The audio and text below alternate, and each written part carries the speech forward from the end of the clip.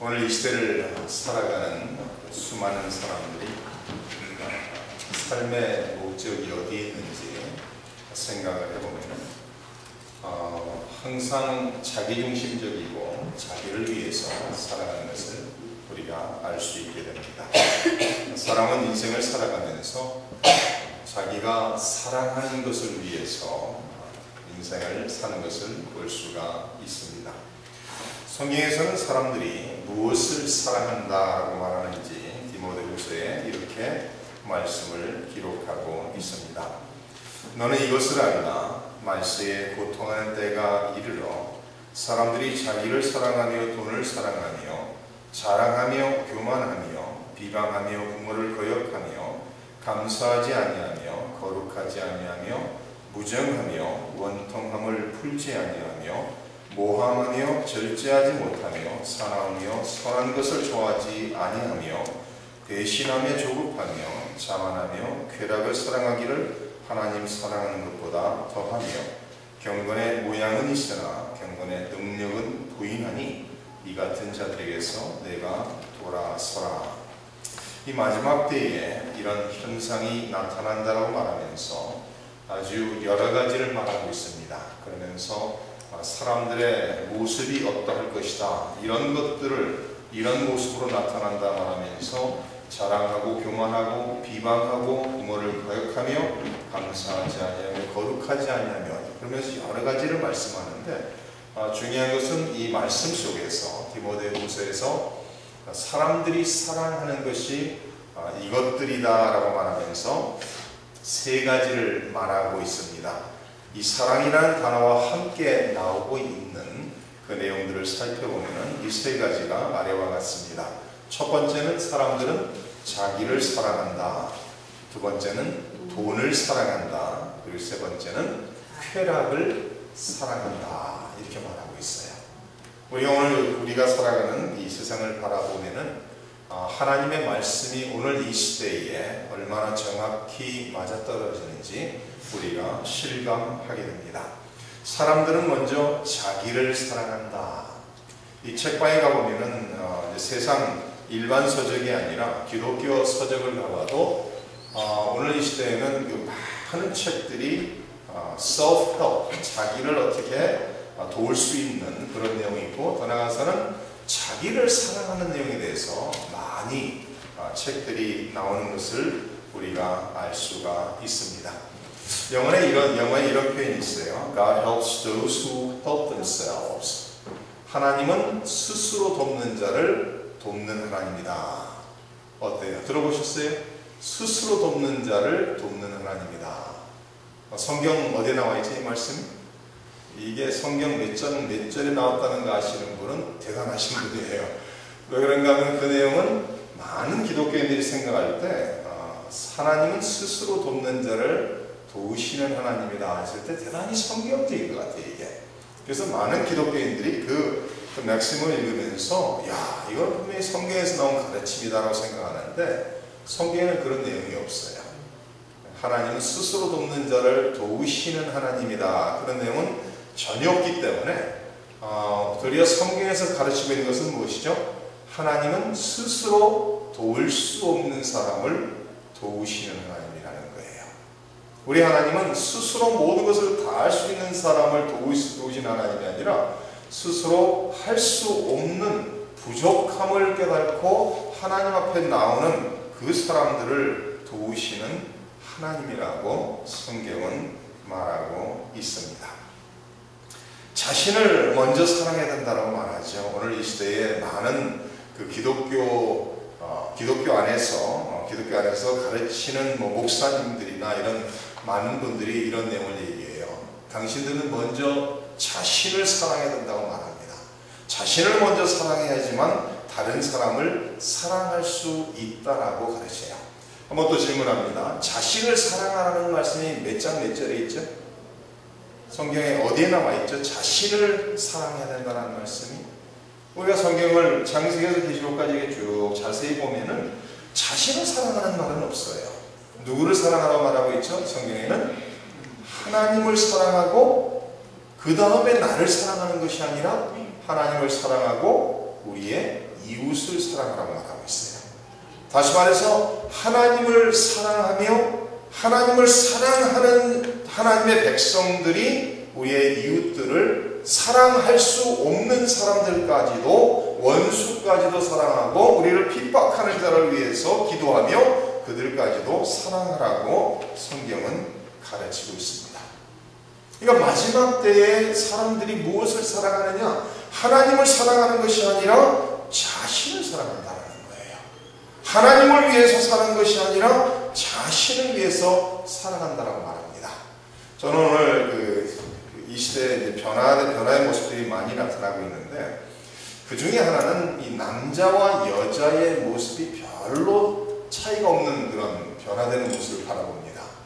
얼마 전에는 남자들이 귀걸이를 했죠, 그죠? 귀걸이를 한쪽에 했어요, 한쪽에.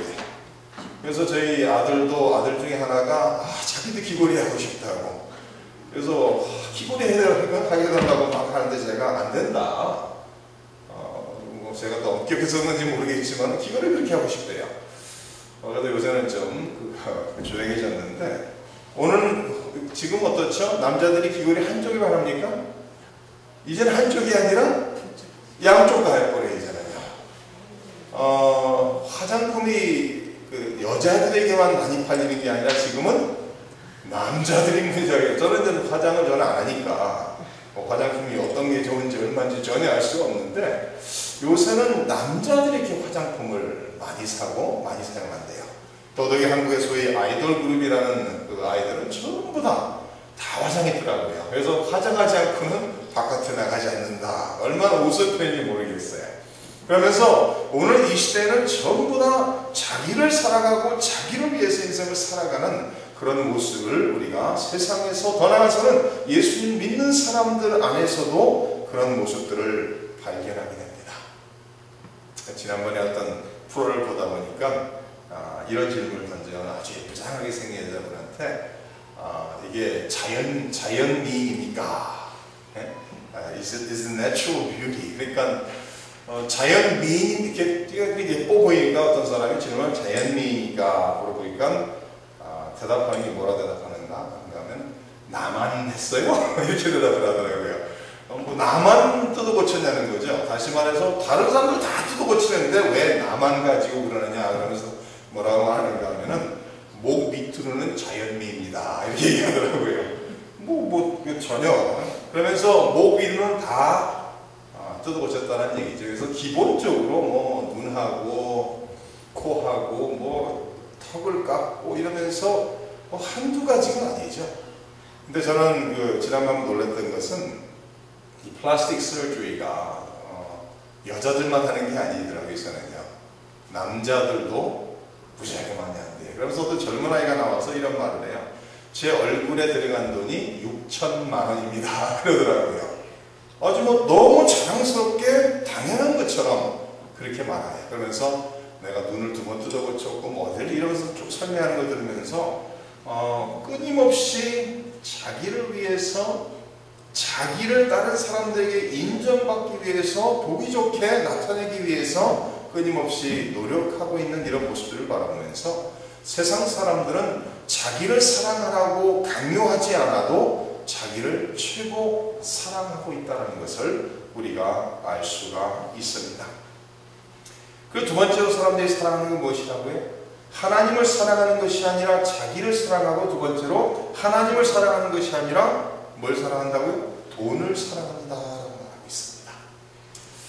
언제부터인가 돈을 사랑하는 것이 나쁜 것이 아니고 아무렇지도 않은 것처럼 받아들여졌습니다. 그래서 많은 사람들이, 예수님을 안 믿는 사람들이 자기를 사랑하고 돈을 사랑하고 살아가는 것은 당연한 모습일 수 있어요. 그러나 안타까운 것은 무엇인가 하면 예수님을 믿는 사람들까지도 그 세상의 물결에 함께 흘러내려가고 있는, 떠내려가고 있는, 세상 사람들이 사랑하는 것을 똑같이 사랑하면서 인생을 살아가고 있는 많은 기독교인들이 있는 것을 우리가 알 수가 있습니다. 돈을 위해서, 돈이라면은 양심도 팔아먹고 돈이라면은 수단과 방법을 가리지 않고 모든 것을 해도 괜찮다라고 생각하는 사람들이 얼마나 많은 세상인지 모릅니다.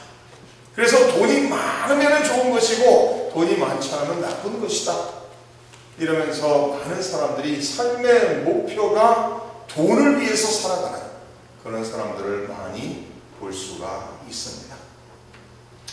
근데 성경에서는 돈에 대해서 제가 성경을 쭉 찾아보니까 돈을 사랑하는 것에 대해서 긍정적으로 나오는 구절이 하나도 없습니다. 돈에 대해서 돈 자체가 나쁜 것이나 돈 자체가 죄의 이슈는 아니지만 그것을 향해서 내 마음을 주는, 그것을 위해서 나의 모든 것을 바칠 각오를 하고 사는 그런 사람들은 죄악으로 빠져든다라고 성경은 말하고 있습니다.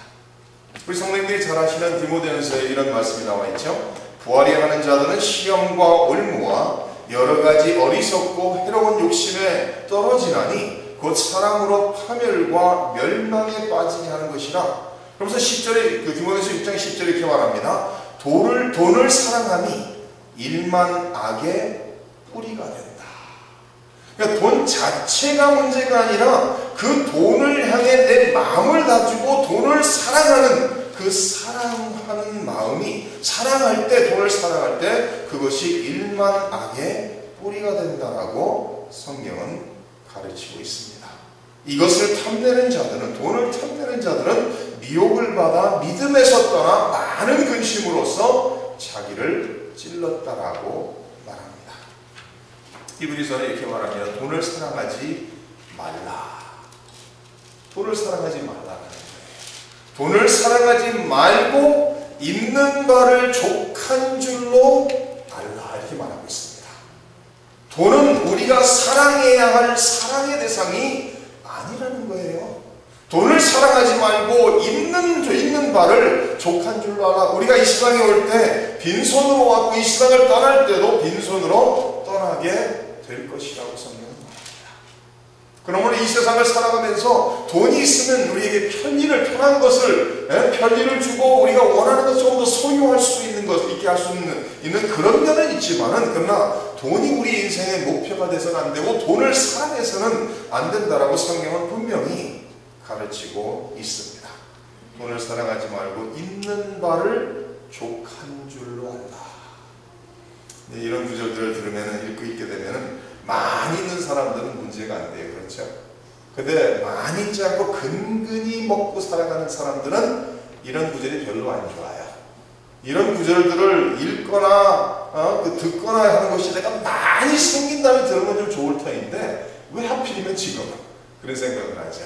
근근히 살아가는 그런 사람들이 구절들을 별로 안 좋아할 수가 있습니다. 그런데 돈을 사랑하지 말라고 말씀하시면 있는 바를 족한 줄로 말씀하시면서 그 다음에 따로 나올 말씀이 이런 말씀입니다. 그가 친히 말씀하시기를 내가 결코 너희를 버리지 아니하고 너희를 떠나지 아니한다는 거예요. 다시 말해서 하나님께서 우리와 늘 함께 하시고 결코 우리를 버리지 않으시고 우리를 붙잡으시고 인도하시니까 어떤 상황에 처했다 할지라도 천하만물을 말씀으로 창조하신 창조주 하나님께서 우리의 삶을 붙잡고 인도하고 계시니 족한 줄로 알고 감사하며 살라라고 성경은 말합니다. 돈을 사랑하는 사람은 그 돈으로 인해서 만족함을 누릴 수 없게 된다라고 성경은 가르치고 있습니다. 돈은 우리의 사랑의 대상이 아니라는 거예요. 그래서 마태복음에는 한 사람이 두 주인을 섬길 수 없다고 말하면서 돈과 하나님을 같이 섬기며 같이 사랑할 수 없다라고 말하고 있습니다. 하나를 미워하고 하나를 사랑하고 하나를 중히 여기고 하나를 경히 여길 수밖에 없다라고, 그러므로 하나님과 재물을 겸하여 섬길 수 없다라고 성경은 가르치고 있습니다. 우리 성도님들은 어떠세요? 자신을 사랑하고 돈을 사랑하는 그런 마음은 있지 않는가 자신을 돌아볼 필요가 있습니다. 성경에서는 돈을 사랑해서 멸망한 사람, 돈을 사랑해서 망한 사람들을 많이 기록하고 있어요. 가룟 유다 같은 사람은 돈을 사랑해서 예수님을 은 30냥을 받고 노예값을 받고 팔아넘긴 사람이 되죠. 아간은 돈을 사랑해서 자기의 그 돈 물질을 향한 사랑 때문에 결국은 자기 온 가족이 멸망받는 것을 볼 수가 있습니다. 돈 사랑함이 일만하게 뿌리가 된다는 것이 사실이라는 것을 우리는 성경을 통해서 알 수가 있습니다. 그 세 번째로 사람들이 사랑하는 것은 쾌락을 사랑한다. 자신을 사랑하고 돈을 사랑하고 쾌락을 사랑한다. 하나님 사랑하기보다 자신을 사랑하고 하나님 사랑하기보다 돈을 사랑하고 하나님을 사랑하기보다 쾌락을 사랑한다라고 성경은 말하고 있습니다. 오늘 이 시대에 얼마나 도덕적으로 타락한 세상이 됐는지, 영어에 또 이런 표현이 있죠. If it feels good, if it feels good, it must be right. 느낌이 좋으면은 그건 분명히 맞는 것이다. 그럴까요? 그렇다면은 심각한 문제가 되죠. 우리는 하나님의 말씀을 근거로 말씀을 따라가는 사람들이고, 우리는 이 세상에 있는 사람처럼 사는 사람들이 아니라 하나님의 자녀로서 살아가는 사람들입니다. 그래서 오늘 말씀 속에서 하나님을 사랑하는 자라는 표현이 나오고 있어요. 하나님을 사랑해야 된다고 말하고 있습니다. 근데 우리가 하나님을 사랑할 수 있게 된 것이 하나님이 우리를 먼저 사랑하셨기 때문에 사랑할 수 있게 됐다는 거예요. 우리가 먼저 하나님을 찾아 하나님을 사랑하는 것이 아니라, 하나님이 우리가 죄인 되었을 때 우리는 하나님을 찾지도 않고 알지도 않고 하나님을 알기를 원하지도 않는 그런 상황에 죄악 속에 물들어 죄악 속에 살아가고 있을 때 하나님께서 우리를 찾아주시고 우리를 만나주시고 하나님께서 우리를 사랑하심으로써 독생자 아들을 아낌없이 내어주심으로 하나님이 우리를 먼저 사랑하셨기 때문에 우리도 하나님을 사랑하며 살 수 있다라고 성경은 말하고 있습니다. 사랑의 하나님께서 우리를 먼저 사랑해 주셨습니다. 사랑의 하나님께서 독생자 아들을 아낌없이 세상에 보내시고 십자가에 바치시고 희생하심으로써 하나님이 우리를 향하신 그 사랑을 확증하시고 보여주셨다라고 성경은 말하고 있습니다. 하나님이 세상을 이처럼 사랑하사 독생자를 주셨으니 이는 그를 믿는 자마다 멸망하지 않고 영생을 얻게 하려 하시니라. 하나님이 성도님들 한 분 한 분을 너무나도 사랑하셔서 독생자를 아낌없이 내어주셨다는 거예요. 우리가 아직 죄인 되었을 때 그리스도께서 우리를 위하여 죽으심으로 하나님께서 우리에 대한 자기의 사랑을 확증하셨다라고 말하고 있습니다. 하나님이 우리를 사랑하시기에 하나님의 영이신 보혜사 성령님을 보내시고 우리 안에 내주하게 하시고 우리 안에 내주하시며 우리를 인도하시도록 하나님께서 사랑을 베푸셨다라고 성경은 말합니다. 하나님이 우리를 사랑하시기에 하나님 우리를 얼마나 사랑하시는지를 우리가 가지고 있는 이 성경 말씀을 통해서 하나님의 사랑을 우리에게 가르쳐 주셨다라고 성경은 말하고 있습니다. 하나님의 사랑은 창세전에서 오늘 이 순간까지 우리가 하나님 품으로 나가는 그날까지 변함이 없다라고 성경은 말합니다. 우리 예수님께서는 승천하셔서 하나님 우편에서 오늘 이 순간에도 우리를 위해서 기도하고 계신다라고 말하고 있습니다.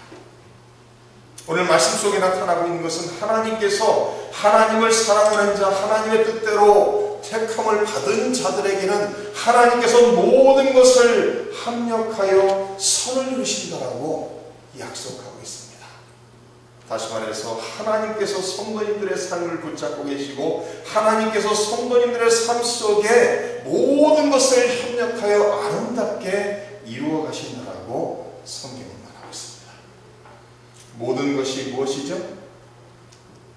조금 어려운 질문인가요? 모든 것은 어느 무엇도 빼놓지 않고 모든 것을 다 포함한 것이죠.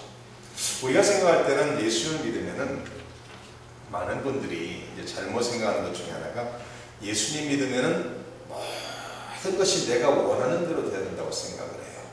근데 우리가 살아보면은 그렇지 않은 것을 발견하게 되죠. 근데 우리가 원하는 대로 모든 것이 되면은 우리는 하나님께서 원하시는 사람으로 성화돼가며 성장이 되질 않은 것을 우리는 알게 됩니다. 어려움이 있을지라도 그 어려움을 지나고 난 후에 뒤돌아보면은 그 어려움을 통해서 하나님 품으로 더 가까이 나가게 됐다는 것을 깨닫게 됩니다. 성도님들의 삶 속에 일어나는 그 모든 일들은 하나님의 뜻과 섭리 가운데 이루어지고 있다는 것을 기억하시며, 어려움이 있다 할지라도 이 어려움을 통해서도 하나님께서는 언젠가는 어떻게 선을 이루실 거라는 것을 믿고 우리는 인내하며 나가야 된다는 말씀입니다. 하나님께서 우리를 사랑해 주시고 우리를 택하시고 우리를 영광에 이르도록 역사하신다라고 말합니다. 성경을 보세요. 이렇게 나와 있죠. 29절을 보면 하나님이 미리 아신 자들을 또한 그 아들의 형상을 본받게 하기 위하여 미리 정하셨다. 미리 아신 자들을 미리 정하셨다. 30절에 가서 이렇게 말합니다. 또 미리 정하신 그들을 또한 부르셨다. 부르신 그들을 또한 의롭다 하셨다. 의롭다 하신 그들을 또한 영화롭게 하셨다라고 합니다. 하나님께서 미리 아시고 미리 정하시고 하나님이 부르시고 하나님께서 의롭다 하시고 의롭다 하신 그 하나님의 자녀들을 하나님께서 영화롭게 하신다라고 하셨다라고 성경은 기록합니다. 다시 말해서 하나님께서 창세 전에 우리를 택하시고 우리를 택하시고 자녀 삼으시고 의롭게 하시고 결국은 영광에 이르도록 하나님께서 인도하실 것이라고 성경은 약속하고 있습니다. 다시 말해서 우리 성도님들의 삶은 하나님의 손에 있다는 거예요. 하나님께서 성도님들을 붙잡고 계시고 인도하고 계시고 결국은 마침내 하나님의 영광에 이르도록 인도하실 것이라고 오늘 말씀에 약속하고 있습니다. 그래서 빌립보서 1장 6절에 이렇게 말합니다. 너희 안에서 착한 일을 시작하신 이가 그리스도 예수의 날까지 이루실 줄을 우리는 확신하노라. 하나님께서 시작하시고 하나님께서 끝까지 인도하신다고 말합니다. 데살로니가전서 5장에서 말합니다. 평강의 하나님이 친히 너희를 온전히 거룩하게 하시고 또 너희의 온 영과 혼과 몸이 우리 주 예수 그리스도께서 강림하실 때에 흠없게 보존되기를 원하노라. 너희를 부르시는 이는 기쁘시니 그가 또한 이루신다라고 말합니다. 하나님이 부르시고 하나님께서 이루실 것이라고 약속하고 있습니다. 성도님들에게 질문합니다. 우리 성도님들은 인생을 살아가면서 무엇을 제일 사랑하고 삽니까? 오늘 디모데 후서 3장에 나와 있는 자신을 사랑하고 돈을 사랑하고 쾌락을 사랑하는 그것은 세상 사람들이 어쩔 수 없이 그렇게 살아갈 수밖에 없는지 모릅니다. 그러나 예수님을 믿는 사람들까지도 세상 사람들과 마찬가지로 그런 것들을 자신을 사랑하고 돈을 사랑하고 쾌락을 사랑한다면 뭔가 잘못 살아가고 있는 모습이라는 말씀입니다. 우리 성도님들은 하나님을 사랑하십니까? 하나님을 사랑하세요? 우리는 하나님의 영광을 위해서 창조를 받고 하나님의 사랑을 받은 자들로서 하나님을 사랑하며 살기 위해서 부르심을 받았다는 말씀입니다. 무엇을 가장 사랑하느냐에 따라서 그것을 위해서 우리의 인생을 바치며 하루하루를 살아가게 됩니다. 그저 우리가 하나님을 사랑한다라고 말하고 살면 그게 사랑하는 것입니까? 하나님을 사랑하는 것이 무엇입니까? 간단하게 두 가지만 말씀드리고 말씀을 마치겠습니다. 성경은 분명히 하나님을 사랑하라고 명령하고 있어요. 하나님의 명령은 우리는 순종해야 될, 하나님의 자녀가 된 하나님의 백성들은 순종해야 될 책임이 있습니다. 신명기에 말하고 있죠. 이스라엘들아 우리 하나님 여호와는 오직 유일한 여호와이시니 너는 마음을 다하고 뜻을 다하고 힘을 다하여 내 하나님 여호와를 사랑하라.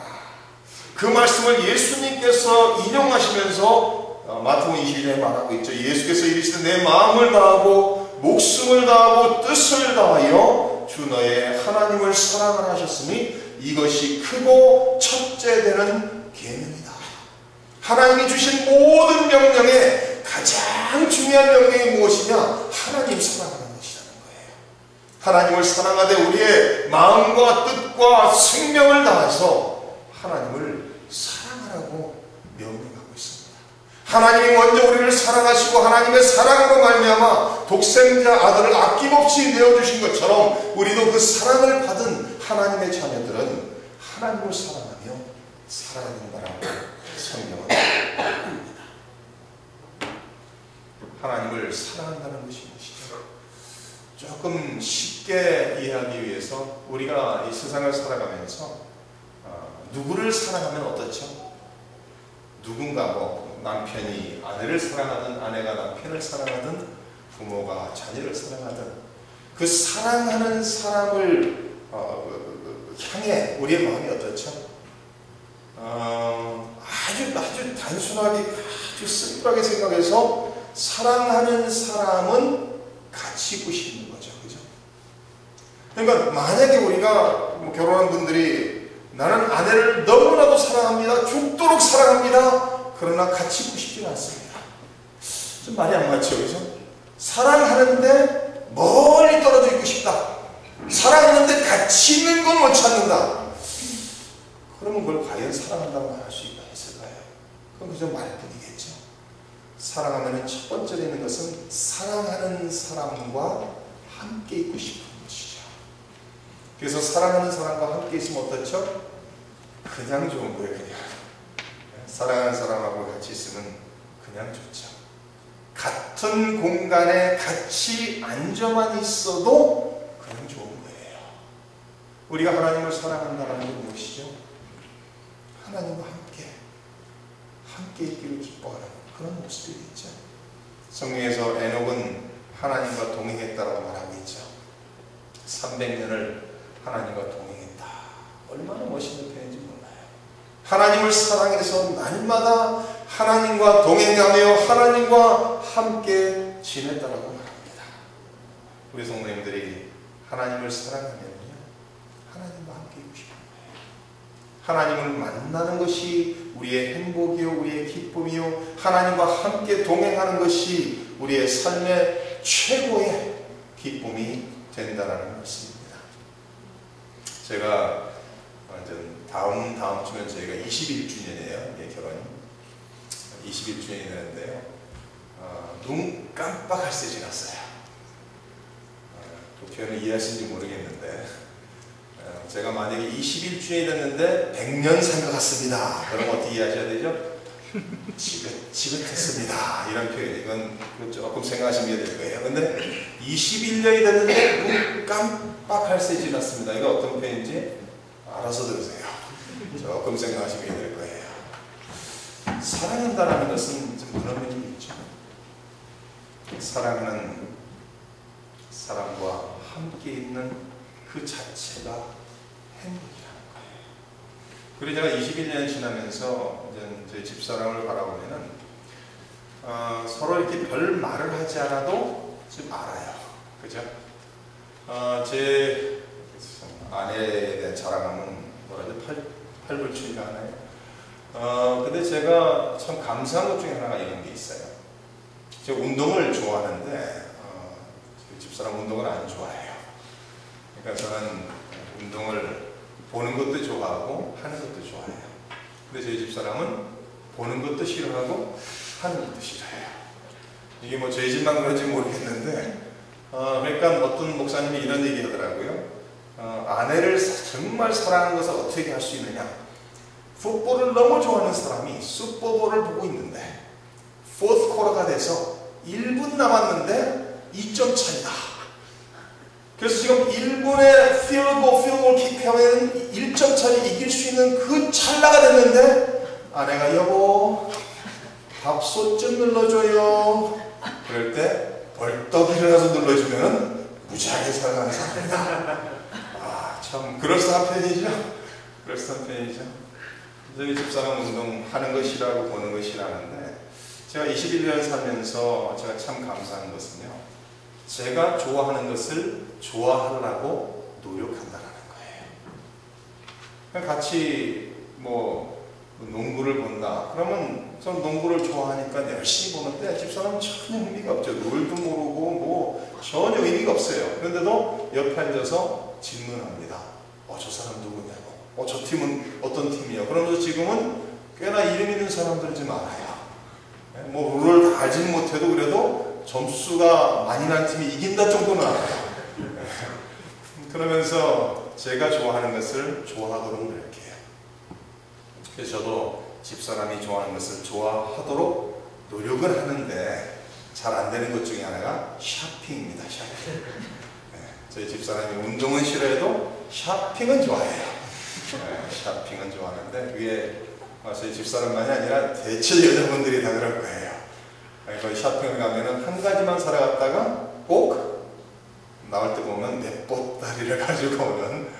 그래서 저도 쇼핑을 좋아하려고 노력을 해요. 그래서 좀 따라다니기도 하고 같이 다니기도 하는데, 무슨 말이죠? 사랑한다는 것은 사랑하는 사람이 좋아하는 것을 함께 좋아할 수 있는, 사랑한다는 것은 사랑하는 사람과 함께 있는 그것을 귀하게 여기고 그 시간을 행복하게 여길 수 있는, 사랑한다는 것은 사랑하는 사람 중심적이 되고 사랑하는 사람을 위해서 살아간다는 거예요. 그렇다면 우리가 하나님을 사랑한다면 우리도 하나님 중심적이고 하나님과 함께 있기를 기뻐하고 하나님과 동행하는 것이 우리의 기쁨이 되어야 된다는 말씀입니다. 마지막으로 딱 한 가지 더 있습니다. 사랑한다는 것은 하나님의 말씀을 사랑하여 그 말씀을 따라 살기를 기뻐한다는 거예요. 사랑한다면서 내 마음대로 내 생각대로 하는 것이 아니라, 제가 좀 전에 말씀드린 것처럼 사랑한다는 것은 사랑하는 사람 중심적으로 인생을 살아간다는 거예요. 그 사람을 배려하며 그 사람을 위해서 나의 모든 것을 희생하면서 살아갈 수 있는 것이 사랑이라고 우리는 알고 있습니다.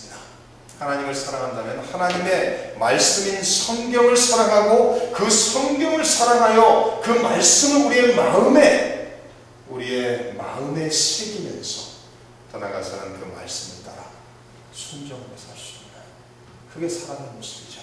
예수님께서도 말씀합니다. 너희가 나를 사랑하느냐? 내 계명을 지킬지어다. 사랑이라는 것은 그 사랑하는 분의 말을 따라서 순종하고 따라 살 때 그것이 사랑을 나타내 주는 것이라고 말하고 있습니다.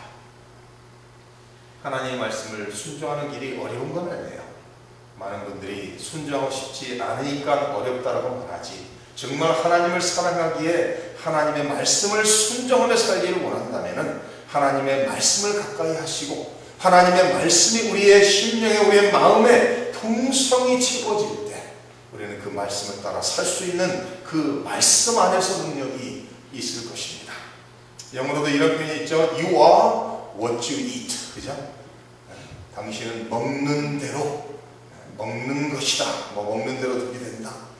그래서 우리는 무엇으로 가득히 채우냐에 따라서 그것을 근거로 살아가게 된다라는 말씀입니다. 하나님의 성도님들을 사랑하십니다. 너무나도 사랑하십니다. 그 사랑은 어떤 상황이 돼도 변하지 않는다라고 성경은 말하고 있습니다. 성도님들을 너무나도 사랑하셔서 독생자들까지 아낌없이 주신 그 하나님, 그 예수님, 우리는 그분을 사랑하며 살아야 됩니다. 그분을 사랑하기에 날마다 그분과 함께하며 그분을 사랑하기에 그분을 닮아가며 그분을 사랑하기에 하나님을 사랑하기에 하나님 주신 말씀 성경을 사랑하며 하나님을 사랑하기에 그 성경을 따라 순종하며 사는, 그래야 하나님의 영광을 위해서 하나님과 사랑 안에서 그 깊은 교제를 나누면서 승리하시는 성도님들 되시기를 주님의 이름으로 축원합니다.